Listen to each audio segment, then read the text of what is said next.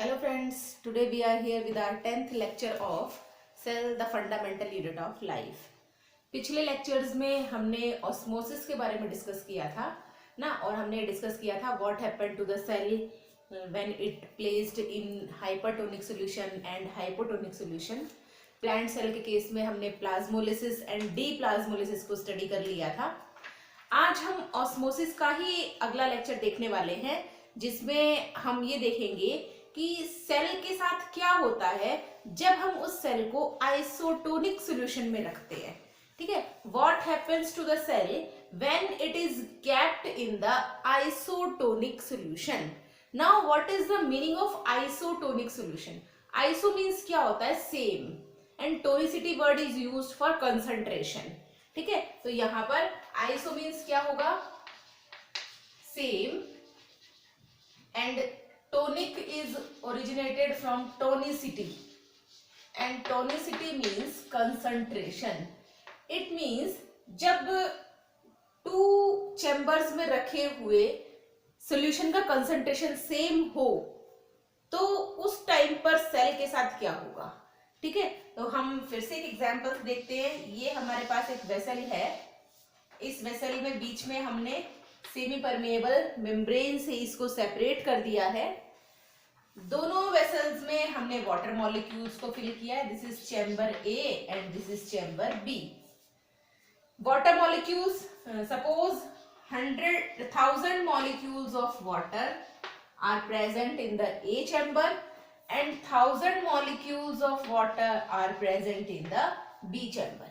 ठीक है, दोनों में ही वाटर कंसंट्रेशन क्या है, सेम है. 1000 molecules are there. Now we will add 100 molecules of salt in A chamber and again 100 molecules of salt in B chamber also.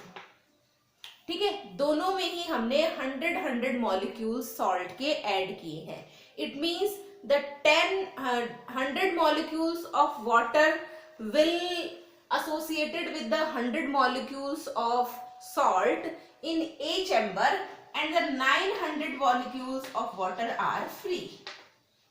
ठीक है, exactly in B chamber 100 molecules of water gets associated with the 100 molecules of salt and 900 molecules of water will free. It means दोनों ही vessels में water concentration means solvent concentration, solute concentration and solution concentration is same. और osmosis में हमें ये पता है the movement of solvent from its high concentration to low concentration across a semi permeable membrane till it reaches to the equilibrium. ऐसा हमें पता है कि ऑस्मोसिस में इस तरह की प्रोसेस होती है. अब यहाँ पर वाटर मॉलिक्यूल भी सेम है और जो सॉल्यूट मॉलिक्यूल्स है वो भी सेम है. इट मींस जो नेट हमारे पास फ्री वाटर मॉलिक्यूल्स है in both the chamber they are same. अब यहाँ पर वाटर का मूवमेंट किस साइड में होगा. वाटर मूवमेंट यहाँ पर होगा लेकिन बहुत स्लो होगा. एक मॉलिक्यूल यदि वाटर का ए से बी में गया है तो एक मॉलिक्यूल बी से ए में आ जाएगा. इट मींस इक्विलिब्रियम मेंटेन रहेगा. ठीक है, तो एक मॉलिक्यूल यदि ए से बी में गया तो एक मॉलिक्यूल बी से ए में आ गया. इट मींस जो नेट हमारे पास रिजल्टेंट है it will remain the same. There is no concentration gradient. ठीक है, और जब कंसंट्रेशन ग्रेडियंट नहीं है तो यहाँ पर जो मूवमेंट की प्रोसेस है वो बहुत ज्यादा नहीं होती है. तो जब हम आइसोटोनिक सॉल्यूशन में यदि सेल को रखेंगे तो सेल पे क्या इफेक्ट होगा, there is no effect on the cell. ठीक है, अब हमारी सेल्स के लिए हम एक स्टैंडर्ड आइसोटोनिक सॉल्यूशन हमारे पास है. दो standard isotonic solutions were there, that is 0.9% NaCl solution. It is standard isotonic solution for our cells, and 5% of sugar solution or glucose, है ना, शुगर को मैं ग्लूकोज लिखती हूँ. 5% glucose solution. Both of these solutions are standard solution, standard isotonic solution. It means यदि हम 0.9% NaCl solution में animal cell को रखते हैं या किसी भी लिविंग सेल को रखते हैं तो वहां पर कोई भी साइड में मूवमेंट नहीं होगा, न सेल से बाहर की साइड, ना मान लिया हमारे पास ये बीकर है, इसमें आपने 0.9% NaCl सॉल्यूशन डाला है और हमारे पास एक सेल इसमें रखी हुई है, तो सेल के अंदर कंसंट्रेशन और सेल के बाहर कंसंट्रेशन क्या होगा, सेम होगा, इसलिए यहाँ पर वाटर का मूवमेंट जो है वो नहीं होगा। या एक मॉलिक्यूल वाटर का यदि अंदर से बाहर आएगा तो एक मॉलिक्यूल वाटर का बाहर से अंदर भी चला जाएगा। इट मींस नेट रिजल्टेंट क्या रहने वाला है, सेम रहने वाला है। ठीक है, लेकिन कई बार हमारे पास एग्जाम में थोड़ा सा कंफ्यूज करने के लिए हमसे पूछ लेते हैं, यहां पर 0.9 की जगह यदि 9% NaCl सॉल्यूशन आ गया, 0.9% नहीं दिया और आपसे पूछ लिया what happens to the cell when it is placed in 9% NaCl solution. ठीक है, तो हमारे दिमाग में क्या रहता है, हमारे दिमाग में रहता है कि क्या होगा, आइसोटोनिक सॉल्यूशन है और कोई भी चेंज नहीं होगा। बट क्वेश्चन में पूछा जा रहा है 9% of NaCl solution. 9% NaCl solution means it is hypertonic, और जब सेल के अंदर हाइपोटोनिक है और सेल के बाहर हाइपरटोनिक है तो वाटर मूवमेंट कहां होगा, सेल से अंदर की साइड, अंदर से बाहर की साइड, मतलब हाइपो टू हाइपर।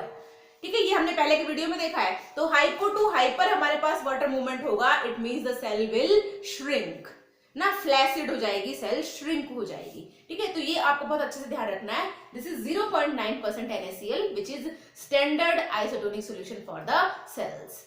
क्लियर है, तो होपफुली आपको आइसोटोनिक सॉल्यूशन के बारे में अच्छे से समझ में आ गया होगा।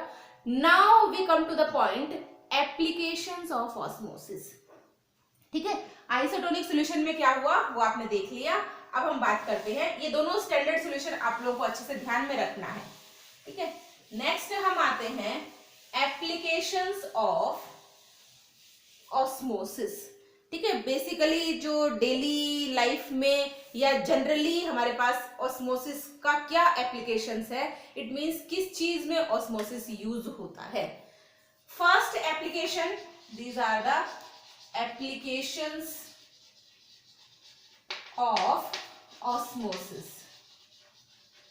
ठीक है, first and most important application that is osmosis is very helpful in the opening and closing of stomata, opening and closing of stomata। ठीक है, स्टोमेटा की ओपनिंग एंड क्लोजिंग की प्रोसेस कब होती है। ठीक है, आपको पता है स्टोमेटाज के बाहर की साइड गार्ड सेल्स प्रेजेंट है जो इनको गार्ड कर रही है। इन गार्ड सेल्स में पोटेशियम आयंस का मूवमेंट होता है। ठीक है, जब वहां पर फोटोसिंथेसिस की प्रोसेस होती है तो उस टाइम पर डार्क रिएक्शन में पोटेशियम आयंस का मूवमेंट इन गार्ड सेल्स के अंदर होता है। तो जब प्रोटीन आयन का मूवमेंट गार्ड सेल्स में होता है तो गार्ड सेल्स क्या हो जाती है, टर्जिड हो जाती है, मींस स्वेल अप हो जाती है ना, क्योंकि उसके साथ साथ वाटर मूवमेंट भी इसमें होता है, and guard cells becomes turgid. जब ये गार्ड सेल्स टर्जिड हो जाती है तो स्टोमेटाज ओपन अप हो जाते हैं। ठीक है, और जब ये गार्ड सेल्स, जब कंसंट्रेशन फिर से अगेंस्ट में आएगा तो गार्ड सेल्स क्या होगी, नेक्स्ट मोमेंट जब उनमें से वाटर बाहर निकल जाएगा then the guard cells becomes flaccid, क्योंकि एक्सेस ऑफ वाटर जो होगा वो ट्रांसपिरेशन की प्रोसेस में स्टोमेटाज की गार्ड सेल से बाहर निकल जाएगा। उस टाइम पर गार्ड सेल्स क्या हो जाएंगी, फ्लैसिड, और जब गार्ड सेल्स फ्लैसिड हो जाएंगी तो स्टोमेटाज क्या हो जाएंगे, क्लोज हो जाएंगे। ठीक है, तो एक इंपॉर्टेंट हमारे पास एप्लीकेशन है that is it helps in the opening and closing of stomata. Next हमारे पास है, आपने एक प्लांट का नेम सुना है that is called as touch me not plant ना। Scientific name of touch me not is mimosa pudica.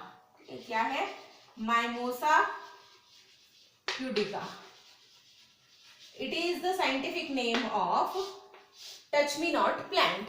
ठीक है, जिसको हम छुई मुई का पौधा कहते हैं। ठीक है, इस पौधे में बेसिकली आप देखते हो जब हम इसे टच करते हैं तो इसकी लीव्स जो है वो श्रिंक अप हो जाती है ना, क्लोज हो जाती है, एक दूसरे के पास पास हो जाती है। ठीक है, तो यहाँ पे क्लोजिंग ऑफ, इसको हम कहेंगे closing of leaves of mimosa pudica, leaves of mimosa pudica plant. इसमें होता क्या है, हमारे पास इस तरह से चौड़ी फैली हुई लीफ होती है एक छुई मुई के पौधे की, और उसका जो ये बेस वाला हिस्सा होता है लीफ का, this part is called as pulvinus, जो स्वोलन पार्ट होता है। When we touch the leaflets of this plant, then there is excess of removal of water from the pulvinus part. ठीक है, इस पल्विनस वाले पार्ट में से बहुत सारा वाटर ऑस्मोसिस की प्रोसेस से एक साथ इसमें बाहर निकलता है, because it is a sensitive plant. जब इसमें से वाटर बाहर निकल जाता है तो उस टाइम पर इसकी जो सेल्स है दे बिकम्स फ्लैसिड। जब इसकी सेल्स फ्लैसिड हो जाती हैं तो ये जो लीव्स हैं वो श्रिंक अप हो जाती है, सारी लीव्स एक साथ पास पास में क्लोज अप हो जाती है। Then after some time it will remain open again. Clear? तो यहाँ पर ये जो प्रोसेस है, ये कौन सी प्रोसेस है? ऑस्मोसिस। तो छुई मुई की पत्तियों के बंद होने का रीजन भी क्या है? ऑस्मोसिस है। ठीक है, थर्ड हम देखते हैं germination of seed. Clear? Germination of seed, germination में भी ऑस्मोसिस की प्रोसेस एक बहुत इंपॉर्टेंट रोल प्ले करती है। आपको पता है जब ड्राई सीड को हम वाटर में सोक करते हैं तो वो स्वेल अप हो जाता है। ठीक है, जब आप ड्राई सीड को वाटर में डालेंगे तो वो स्वेल अप हो जाएगा by the process of imbibition. ठीक है, इम्बाइबिशन में क्या होता है, सीड को जब वाटर में आप रखेंगे या जब सॉलिड वाटर को एब्जॉर्ब कर लेता है तो उस प्रोसेस को हम कहते हैं इम्बाइबिशन। तो सीड का जो सीड कोट है, उस सीड कोट से होते हुए वाटर उस सीड के अंदर जाएगा और सीड जो है वो स्वेल अप हो जाएगा। वाटर का अंदर जाना that is due to the process of osmosis. और जब इम्बाइबिशन होगा, सीड स्वेल अप होगा, तब उसमें जर्मिनेशन की प्रोसेस होगी। ठीक है, तो ऑस्मोसिस सीड्स को जर्मिनेट करने में भी हेल्प करते हैं।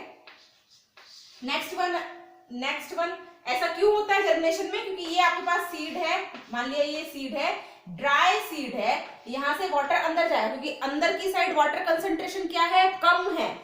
और बाहर क्या है, जब आपने इसको वाटर में रखा है, प्योर वाटर में, तो बाहर की साइड वाटर कंसंट्रेशन क्या है? ज्यादा है। तो ऑब्वियस है water will move from its high concentration to low concentration. ठीक है, तो यहां पर सीड्स जो है वो जर्मिनेट होंगे। Next one is the process of osmosis is very helpful in the transportation और absorption of water from root hairs. ठीक है, तो ये किसमें यूजफुल है? एब्जॉर्प्शन ऑफ वाटर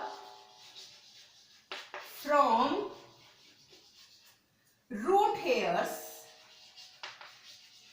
ठीक है, आपको पता है रूट हेयर से वाटर एब्जॉर्ब होता है और उसके बाद में जाइलम टिश्यूज से होता हुआ पूरे प्लांट में ट्रांसपोर्ट होता है। तो this will takes place with the help of osmosis.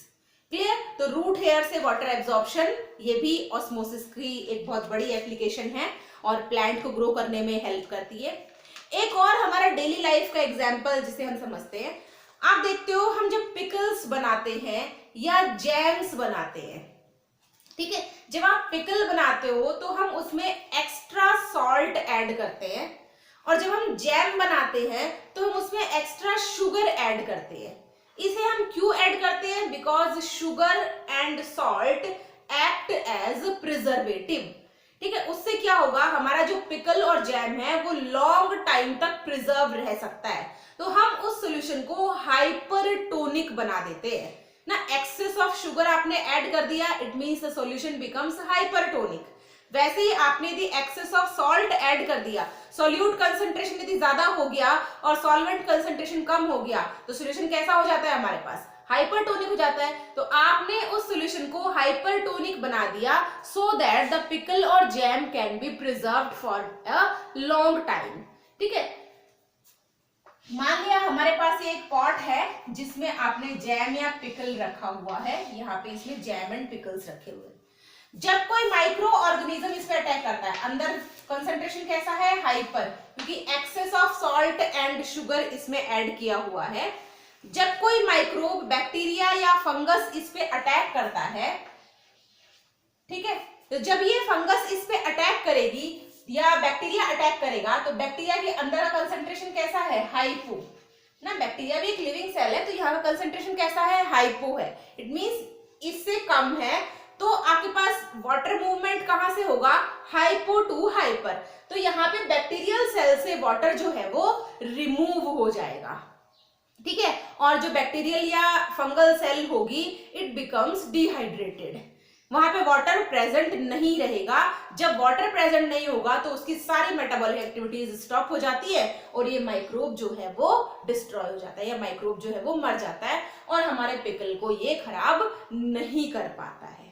Clear, ठीक है। इसीलिए हम जो हाइपरटोनिक सॉल्यूशन हमने यहाँ पे बनाया है, इसमें यदि वाटर चला जाए तो ये हमारा जो पिकल है या जो जैम है वो क्या हो जाएगा, कंटामिनेट होना स्टार्ट हो जाएगा, ये खराब होना शुरू हो जाएगा। इसीलिए हम इसमें से निकालने से पहले जो स्पून भी हम यूज करते हैं वो स्पून भी एकदम ड्राई होना चाहिए, वाटर कंटेंट इसमें नहीं जाना चाहिए, ठीक है। तो यहाँ पर जो बैक्टीरियल या फंगल सेल है वहां से वाटर जो है वो आउटसाइड रिमूव हो जाता है और सेल एकदम डिहाइड्रेट हो जाती है और डिहाइड्रेटेड सेल जो है वो डेड सेल जैसे एक्ट करती है और हमारे पिकल को ये डिस्ट्रॉय नहीं होने देती है, ठीक है। तो इस तरीके से ये कुछ हमारे पास जनरल एग्जांपल्स या जनरल एप्लीकेशंस थे ऑस्मोसिस के, जो हम अपने डेली लाइफ में देखते हैं, कुछ प्लांट्स में और कुछ एनिमल्स में। होपफुली आपको ऑस्मोसिस का पिछला वीडियो और ये वाला वीडियो, दोनों वीडियो आप कंटिन्यू देखिए ताकि आपको दोनों बहुत अच्छे से समझ में आए। पिछले वीडियो में हमने हाइपोटोनिक एंड हाइपरटोनिक की बात की थी और इस वीडियो में हमने आइसोटोनिक सॉल्यूशन की बात की है। तो यहाँ पर आपके पास दोनों ही वीडियोस बहुत इंपॉर्टेंट है। यहाँ हमारा ऑस्मोसिस वाला टॉपिक ना, जो हम पैसिव ट्रांसपोर्ट पढ़ रहे थे, पैसिव ट्रांसपोर्ट में हमें बेसिकली 3 एग्जांपल्स पढ़ने थे, osmosis, diffusion and facilitated diffusion. Osmosis हमारा कंप्लीट हो चुका है। नेक्स्ट वीडियो में हम डिफ्यूजन एंड फैसिलिटेटेड डिफ्यूजन की बात करेंगे। होपफुली आपको समझ में आया। यदि आपको समझ में आया है तो वीडियो को लाइक करिए, अपने फ्रेंड्स के साथ शेयर करिए और मेरे चैनल को सब्सक्राइब करिए। Thank you very much.